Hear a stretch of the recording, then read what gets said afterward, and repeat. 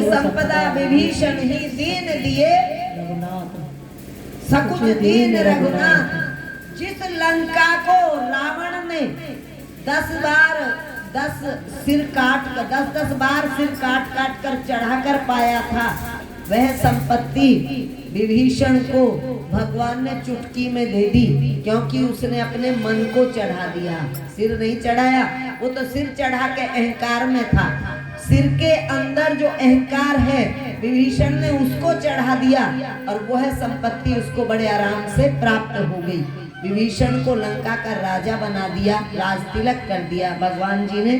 और इधर 2 गुप्तचर आए थे, शुक सारंग, वो बंदर का रूप बनाकर बीच में बढ़ गए। बीच में बढ़ गए तो वो फिर भी पहचान लिए, उनका पता चल गया कि ये वो हमारे साथी तो है नहीं। तो जब पता चलते ही बंदरों ने उनकी हालत खराब कर दी, उनकी साथ मारपीट शुरू कर दी। ऐसी मारपीट की कि उनको उनके हाथ पैर तोड़ने शुरू कर दिए। बोले नाक कान काटेंगे इनके। वो उन्होंने कहा आपको राम की सौगंध है। जब राम की सौगंध दी तो वो रुक गए। लक्ष्मण जी ने अपने पास बुलाया, उन्होंने बताया, अपना परिचय दिया। लक्ष्मण जी ने उनको एक चिट्ठी लिख के दी, चिट्ठी दी कि ये जाके रावण को दे देना। शुक सारंग वहां से चलते हैं और लंका में आ जाते हैं और रावण को सारी बात बताते हैं, वहां की स्थिति बताते हैं सारी। इधर विभीषण जी से राम जी पूछते हैं, हनुमान जी तो छलांग लगा के कराए अपना काम, लेकिन बाकी कैसे जाएंगे, क्या करें अब हम समुद्र को पार करने के लिए हम क्या करें। तो विभीषण कहते हैं कि आपका ये जो समुद्र है ये आपका कुल गुरु है, आप इससे प्रार्थना करो और ये आपको रास्ता दे देगा। लक्ष्मण जी को बात अच्छी नहीं लगती, कहते प्रार्थना का क्या मतलब है, एक बाण चला के इसको सोखना है, चलने प्रार्थना का तो मतलब ही नहीं है। राम जी कहते हैं लक्ष्मण शांत रहे, ये भी कर देंगे, ये बाद में करेंगे। पहले ये नहीं कहते पहले सीधी उंगली से घी निकालो, ना निकले फिर टेढ़ी करो, ये बाद का काम है, पहले सीधी उंगली से घी निकालते हैं। राम जी समुद्र की प्रार्थना शुरू कर देते हैं और राम जी को 3 दिन हो जाते हैं समुद्र की विनती करते करते, पर समुद्र रास्ता नहीं देता। विनय न मानति जलद जड़ गए 3 दिन बीत, बोले राम सकोप तब भय बिन होई न प्रीत। सिया हरे राम जय राम रघुराम जय राम, मंगल भवन राम जय हरे,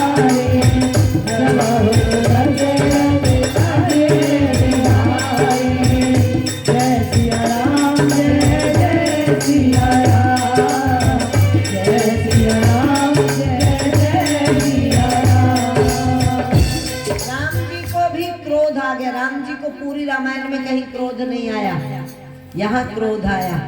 विनय न मानत जलद जड़ गए 3 दिन बीत, बोले राम सकोप तब भय बिन होए न प्रीत। बोले बिना डराए ये प्रेम नहीं होता, प्रीत नहीं होती। तो फिर क्या कहते, लक्ष्मण से कहते लाओ लक्ष्मण धनुष बाण।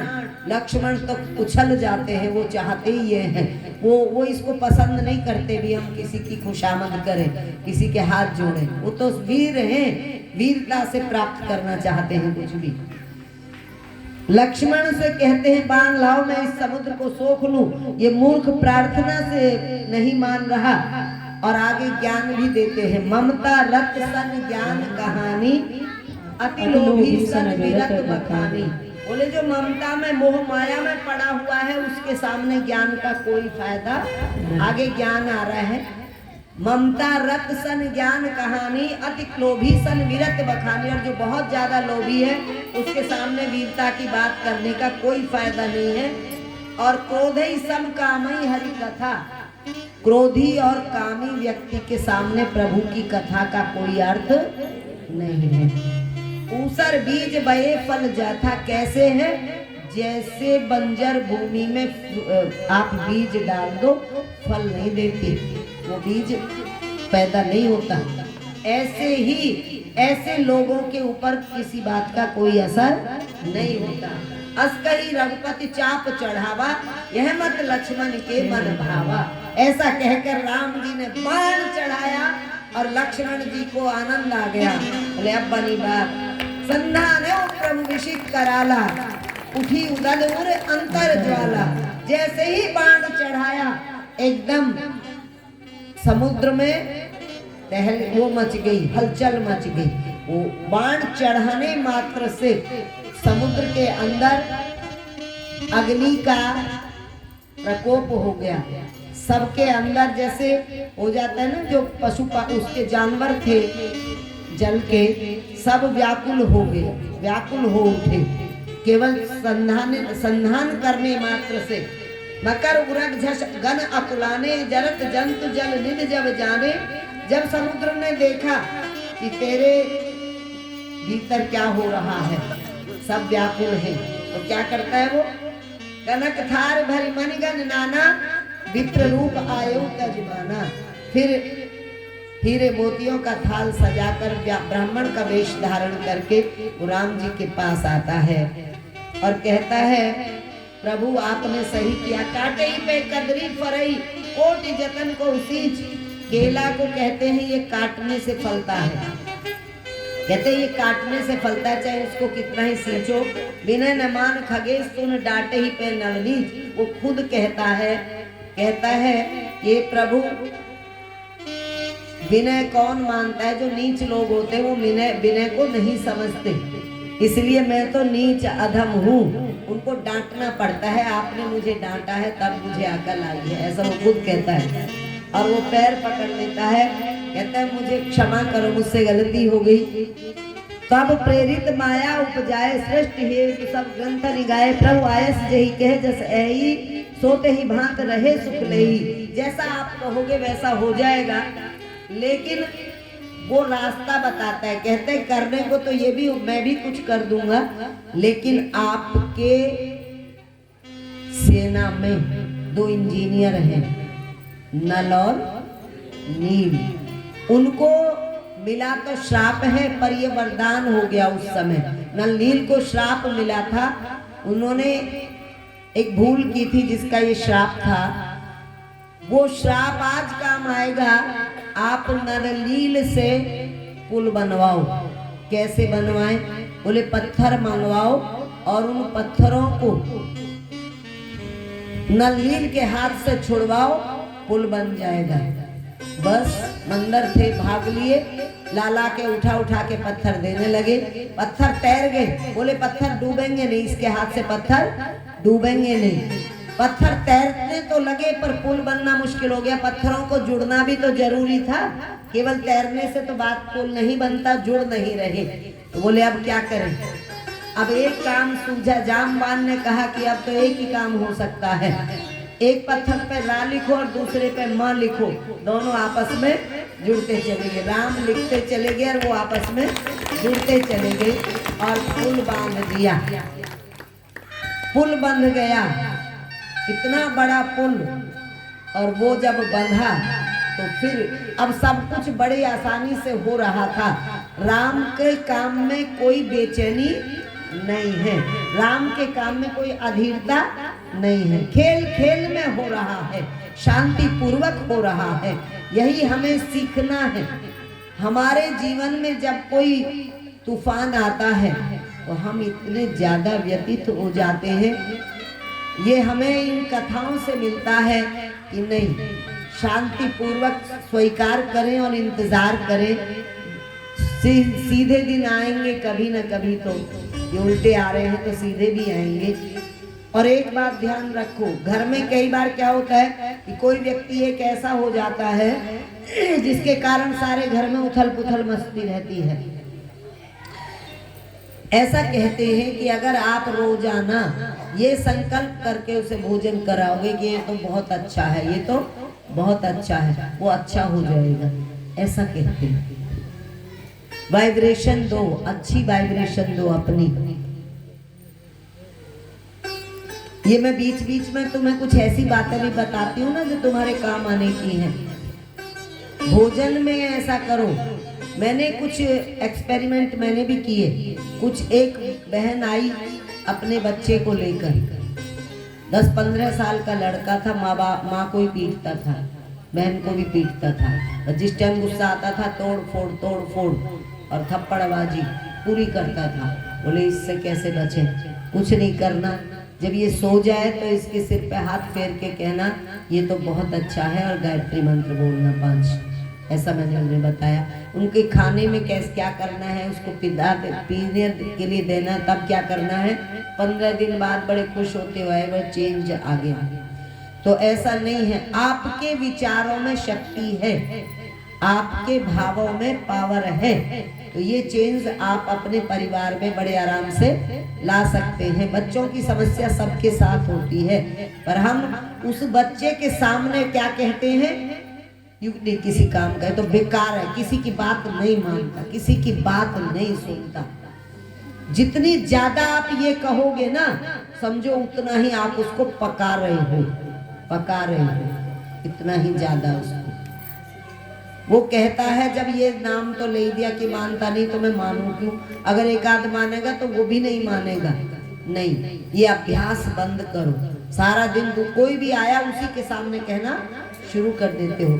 तुम अपने आप को देखो, अगर तुम्हें कोई यूं कहे कि तुम ऐसा करते हो, तुम्हारी कोई कमी निकाले तो तुम्हें कैसा लगेगा? तुम्हें वो आदमी बुरा लगेगा। ऐसे ही तुम माँ बाप होते हुए भी बच्चों को बुरे लगने लगते हो। ये ध्यान रखो। तुम दुश्मन तैयार कर रहे हो, बच्चे नहीं तैयार कर रहे, दुश्मन तैयार कर रहे हो। प्यार करो उनको, जब सोए तो प्यार से सिर पे हाथ फिराओ और कहो मेरा बच्चा बहुत प्यारा है। उसका प्यार भी उस पे उंडेलो और विचार भी उस पे उंडेलो, अच्छे विचार भी उस पे। ये तुम्हें करके देखना है, तुम्हें मिलेगा रिजल्ट इसका। तो विभीषण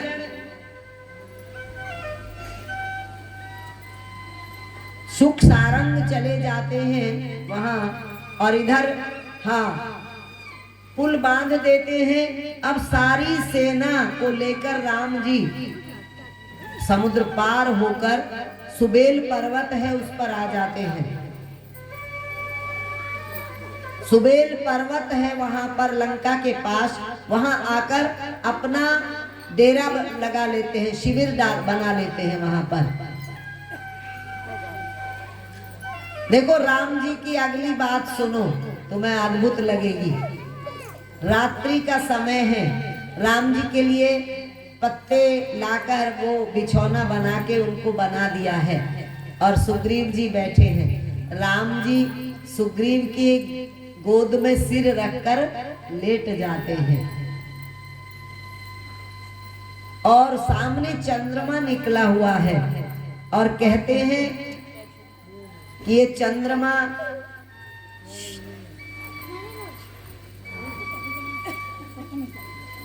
इसमें काला दाग क्यों है?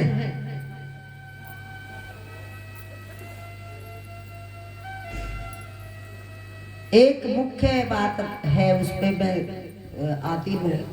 जब सेतु बना, जब पुल बना, तो पुल बनाने के बाद राम जी ने कहा कि अब मैं शिव की स्थापना करना चाहता हूँ। शिव की स्थापना करने का उनका संकल्प हुआ। तो ये पुल कहाँ बना? कहाँ बना? हाँ जी, रामेश्वरम। जो ये पुरी में आता है, रामेश्वरम उसमें धामों में आता है। 4 धाम है ना, बद्रीनाथ, जगन्नाथ, द्वारकानाथ और रामेश्वरम। तो यहाँ पर रामेश्वरम में उन्होंने पुल बनाया था, और वहीं पर फिर शिव जी की पूजा की और शिव जी की स्थापना की, जिसके कारण आज रामेश्वरम में बहुत बड़ी वहाँ तीर्थ यात्रा करने के लिए लोग, बड़ी संख्या में लोग आते हैं। हम भी अभी जाके आए थे पिछले 2-4 महीने पहले। तो उस वहाँ पर शिव जी की स्थापना करते हैं और शिव जी की वंदना करते हैं। और एक बात और कहते हैं कि जो शिव जी की पूजा करता है वही मुझे प्रिय है। जो शिव द्रोही है वो है मेरा दास नहीं हो सकता। जो शिव का द्रोही हो और मेरा दास बने वो नहीं हो सकता। शिव द्रोही मम दास कहावा, सोनर मोहि सपने हूँ नहीं भावा। वो मुझे सपने में भी अच्छा नहीं लगता। तो आइए हम भी सब शिव जी की वंदना करते हैं, शिव जी का ध्यान करते हैं। हम भी मान लें कि हम इस समय रामेश्वरम में हैं, यहाँ पुल बना है, उन बंदरों में ही हैं हम भी, और राम जी के साथ शिव जी की स्थापना में भाग ले रहे हैं। हे धन्य तेरी माया जग में, ओ दुनिया के रखवाले, शिव शंकर डमरू वाले, शिव शंकर डमरू वाले। हे धन्य तेरी माया जग में, ओ दुनिया के रखवाले, शिव शंकर डमरू वाले, शिव शंकर डमरू वाले।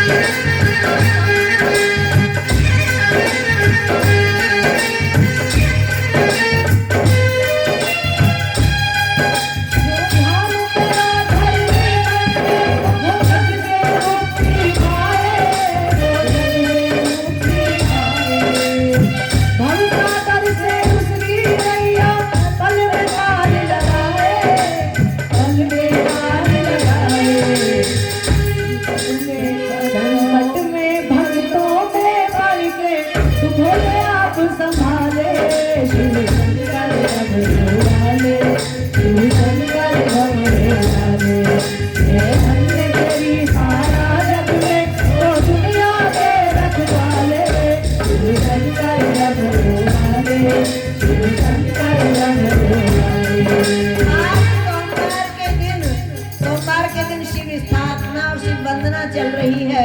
आज सुबह सुबह 5:30 बजे हम भी काले मंदिर में शिव जी की पूजा करके आए। सुबह 5:30 बजे आज यहाँ रामेश्वरम में भी शिव पूजा चल रही है।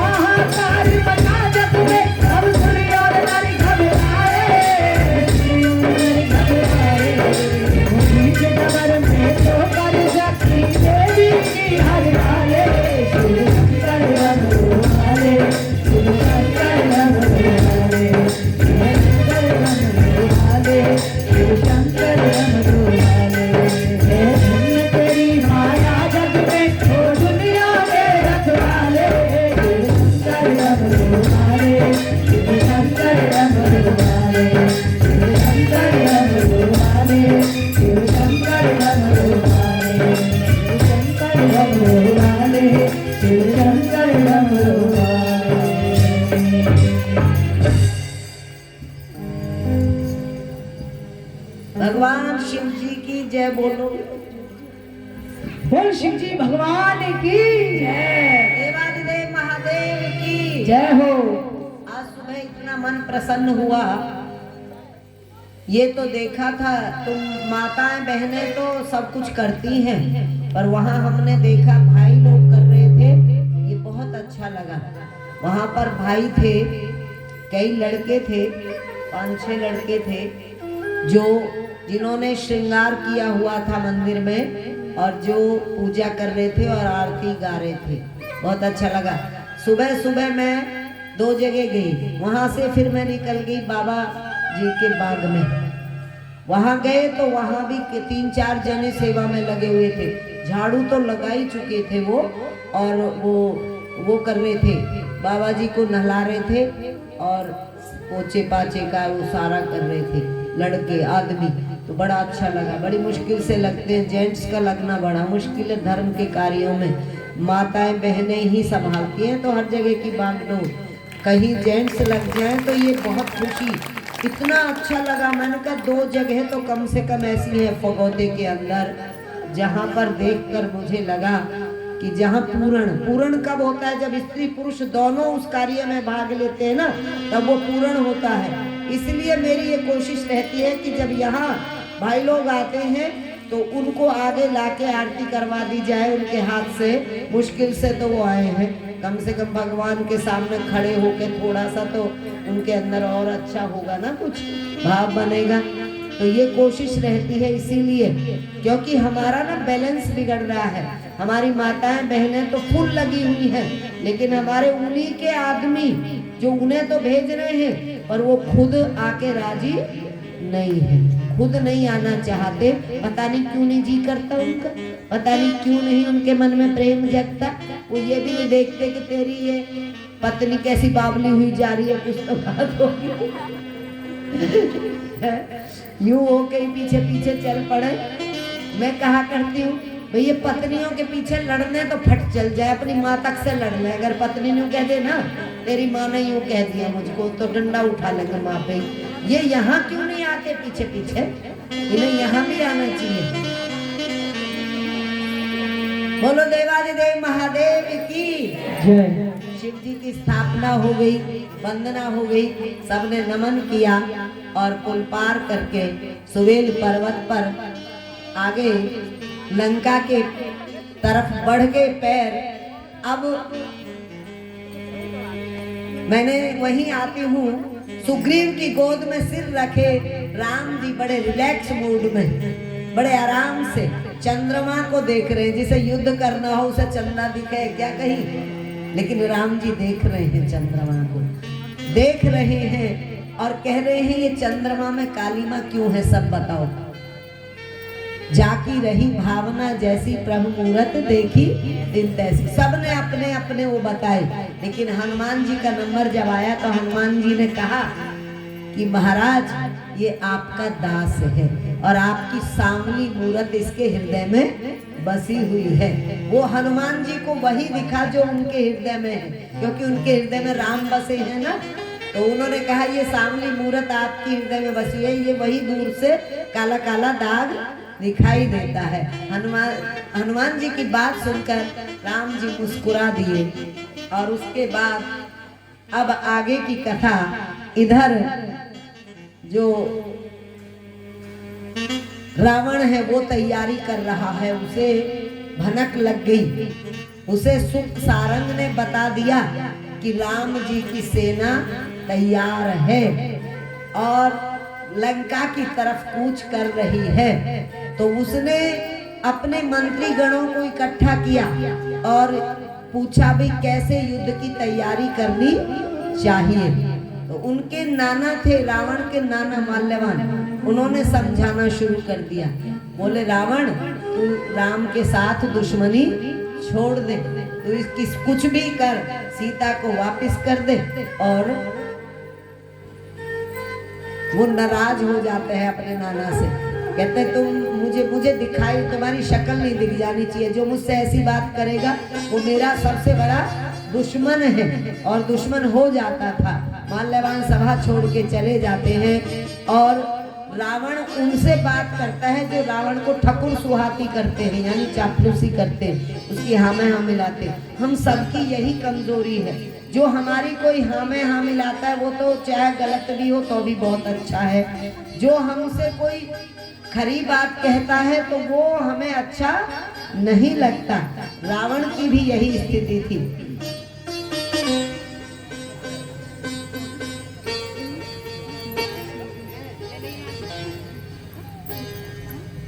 रावण के पास अब इधर चलता है, राम जी सभा करते हैं, मीटिंग करते हैं, और जामवान उनके जामवंत जो थे वो सबसे सीनियर थे और उनकी सलाह चलती थी वहां पर। वो जामवंत से पूछते हैं कि अब आगे क्या किया जाए। तो जामवंत कहते हैं कि एक बार और लंका में अपना दूत भेजा जाए। दूत में कौन भेजा जाए? बोले बाली पुत्र अंगद। साथ में राजनीति भी चल रही है। अगर हम नीति की दृष्टि से देखें तो यहाँ एक कोशिश है कि पहले हनुमान जी अपना बल दिखा आए, अब अंगद जी के जाने से उसे याद आ जाएगा बाली क्या था, बाली पुत्र क्या होगा। फिर तो कहीं ना कहीं हो सकता है उसका दिमाग बदल जाए और वो सीता जी को वापस कर दे और अपने कुकर्म छोड़ दे, तो हम फिर बिना युद्ध के काम बन जाएगा। जैसे कृष्ण भगवान आए थे ना शांति दूत बनकर दुर्योधन के यहाँ, इसी प्रकार से अंगद को भेजना चाहते हैं जामवंत। ये समझदारों की निशानी है कि लड़ाई को जितना टाला जाए उतना ही ठीक है, बार बार उसमें प्रयास किया जाए। देखिए आपको पता है कि नहीं, जैसे पति पत्नी की लड़ाई हो जाती है ना, तो कोर्ट में भी जाने के बाद वो बार बार मौका देते हैं, काउंसलिंग करते हैं कि नहीं आप कोशिश करें आपस में मिलने की और बातचीत करने की, क्योंकि अगर झगड़ा बातचीत से सुलझ जाए तो फिर शस्त्र उठाने की क्या जरूरत है। यही कोशिश जामवंत करवा रहे हैं। अब अंगद जी को बुलाया गया है। अंगद जी से कहा गया कि आप अब दूत बनकर जाओ राम के लंका में और सूचित करो। दो बात सूचित करनी थी। एक तो ये थी कि उसको ये महसूस हो जाएगा कि आगे तेरी छाती पे सवार हो गए, आके बिल्कुल दरवाजे पे बैठ गए हैं। और दूसरा दो बातें होती है ना, एक ये भी हो सकता है कि उसके मन पे परिवर्तन का भाव आ जाए। तो अंगद जी को तैयार किया जाता है। अंगद जी जाते हैं रावण की लंका में, और जाते ही रास्ते में सबसे पहले एक बेटा मिलता है उनका।